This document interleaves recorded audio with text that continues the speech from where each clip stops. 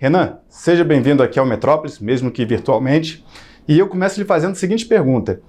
Muita gente acredita que a sua candidatura é um projeto para o futuro e não para 2026. Há um grande engajamento entre jovens, um crescimento maior do que outros candidatos até da terceira via que se colocaram, mas que ainda seria insuficiente para chegar ali em Flávio Bolsonaro e Lula, que disputam, né, a polarização que marca aí esses últimos anos de eleições no Brasil.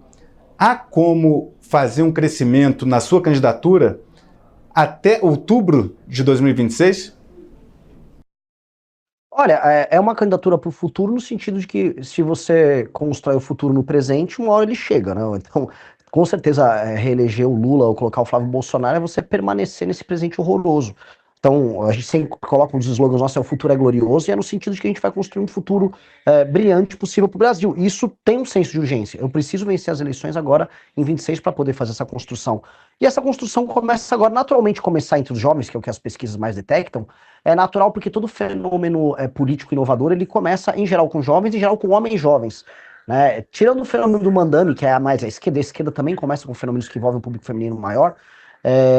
Natural, o trumpismo começou com homens jovens, o Milley começou, o próprio Bolsonaro começou com homens jovens, então existem até alguns papers no estudo sobre questões eleitorais envolvendo isso bem interessantes, então é natural que comece, depois vai uma expansão, tanto que eu já venho expandindo, você vai pegar pesquisa Atlas, já para o público millennial, o público acima de 30 anos já estou apresentando números melhores também. Então é um processo, né? Esse processo tem que ser suficiente até a eleição e eu tenho que trabalhar muito, é basicamente isso.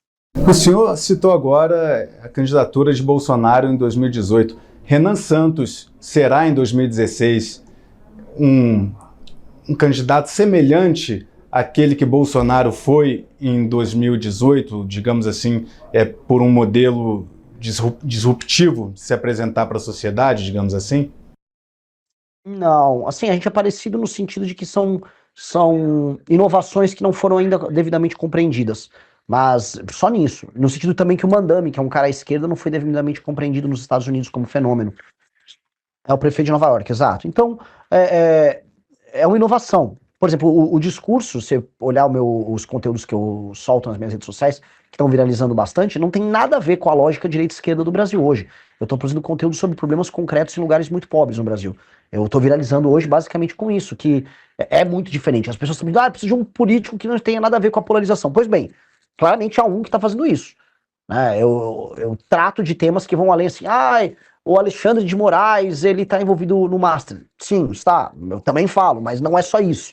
Sabe, que eu saio dos temas, ou dos certos grandes temas nacionais que está todo mundo preso. E eu estou trabalhando em outros temas nacionais tão importantes quanto, que são negligenciados, que são justamente os temas que permeiam a atividade política do famoso Centrão. O Centrão, onde há um Centrão, haverá um Renan Santos enchendo o saco dos caras.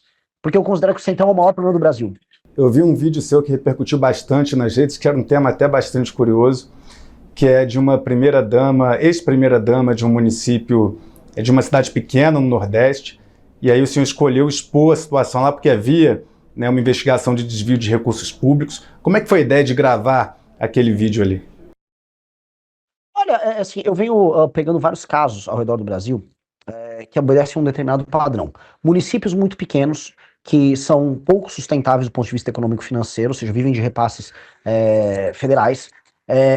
Esses municípios, eles apresentam índice de desenvolvimento humano baixo e todos os indicadores sociais, econômicos sociais de péssima qualidade e, paralelamente, ostentando escândalos de corrupção burlescos, ridículos, exagerados. E esses exemplos, assim, existem as centenas, quiçá os milhares, e esse caso da primeira-dama de Acari, ou Arari, acho que é Arari, a cidade lá no interior do Maranhão, é um dos mais emblemáticos, né? O marido dela é um desviador de emenda contumaz, foi prefeito da cidade, terminou, né, afastado, e aí ficou rico, porque ele desviou. Teve uma emenda que ele conseguiu uma proeza que ele não roubou um pedaço, ele roubou a emenda completa da emenda.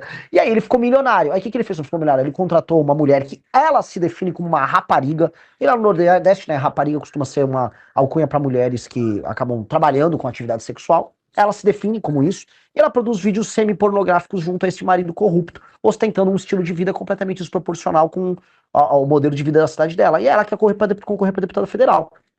E eu, né, trouxe luz a isso, assim como para outros temas. E só uma curiosidade, ela no último fim de semana, ela se reuniu com o Pablo Marçal e com o Antônio de Rueda, ou seja, ela tem um status muito importante para o partido União Brasil, né? E tá, né? São essas coisas que a gente olha e percebe o quanto tá doente o nosso sistema político. Foi um vídeo que o senhor gravou que gerou bastante repercussão nas redes sociais, né? Então, as críticas da sua campanha, elas não ficarão apenas restritas ao presidente Lula, ao senador Flávio Bolsonaro, quem o senhor também é crítico, mas ao Centrão, ou seja, é uma candidatura pancadaria, digamos assim, né? Não, porque você for olhar, todos os meus vídeos apresentam propostas. Absolutamente todos, inclusive o sobre a primeira-dama de Jacari.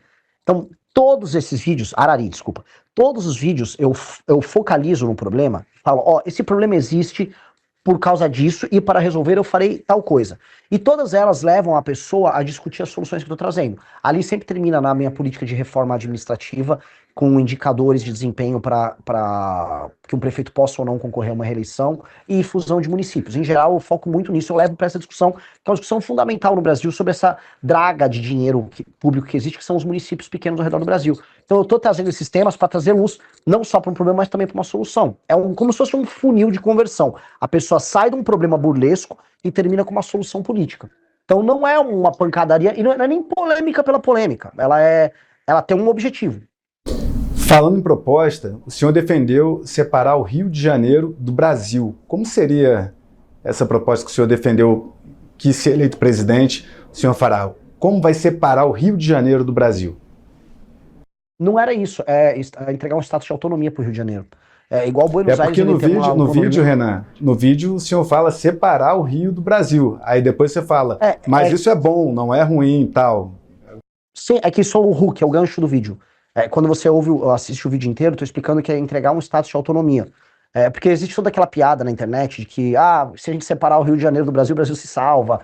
Tem vários memes disso rodando, então eu brinquei com o meme, é um hook, é um gancho. O que está apresentado ali, a gente até lançou um site que é Guanabara Livre, né, para falar sobre como restituir o estado da Guanabara, e é uma autonomia. Igual Xangai tem autonomia, igual Hong Kong tem autonomia, igual Buenos Aires tem autonomia, é você entregar o status de autonomia para que o orçamento do Rio de Janeiro fique lá, condicionado a determinadas atividades que teriam um status especial, como turismo, como produção de cultura e arte. O orçamento também fica condicionado ao desenvolvimento do combate ao crime organizado, porque infelizmente o Rio de Janeiro não consegue combater o próprio crime, que o orçamento fica muito espalhado, e ele é vítima também não só da Baixada, mas do restante do Estado. Então, nesse sentido, é entregar esse status, porque a gente considera que o Rio de Janeiro é a porta de entrada para o Brasil, para o mundo. Né? O mundo conhece o Brasil muito através do Rio de Janeiro, por bem e por mal. Portanto, um status especial é entender o Rio de Janeiro como uma futura Dubai, como uma futura cidade, quase uma cidade-estado, que abre a porta do Brasil para o mundo. Na prática, o que isso representaria de mudança?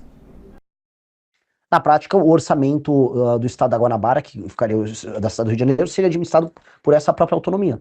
E aí o orçamento local daria autonomia para eles fazerem frente aos problemas locais, que infelizmente não acontecem. O Rio de Janeiro, não que a cidade do Rio de Janeiro produza políticos muito melhores do que o restante do estado do Rio de Janeiro, mas os problemas do Rio de Janeiro, municipais, e o potencial do Rio de Janeiro é negligenciado por conta do impacto político que não entende o Rio de Janeiro, a cidade, que se tornaria parte do estado da Guanabara nesse sentido, como tem que ser.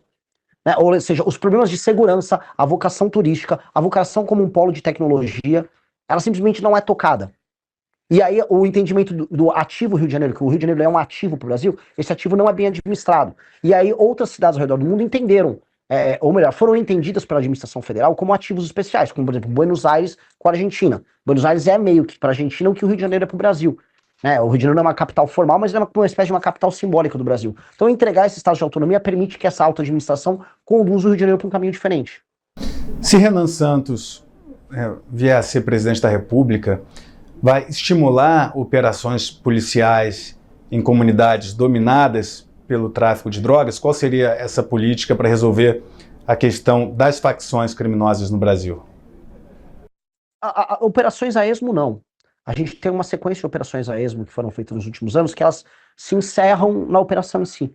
a gente tem que ter um marco regular. Fala, meus queridos, aqui quem fala é o Alan do canal Inevitável Cortes, e no meu segundo mês postando cortes aqui no YouTube de figuras do Partido Missão e do MBL, eu faturei cerca de 25 mil reais, ou um pouquinho mais de 4 mil dólares. E se você tem interesse em estar criando o seu próprio canal de cortes, eu preparei um treinamento 100% focado, mostrando o passo a passo para você estar conseguindo fazer seus cortes de figuras do Partido Missão e do MBL. Para acessar o treinamento é só clicar no primeiro link da descrição ou ler o QR Code que está aparecendo aqui no meio da tela agora.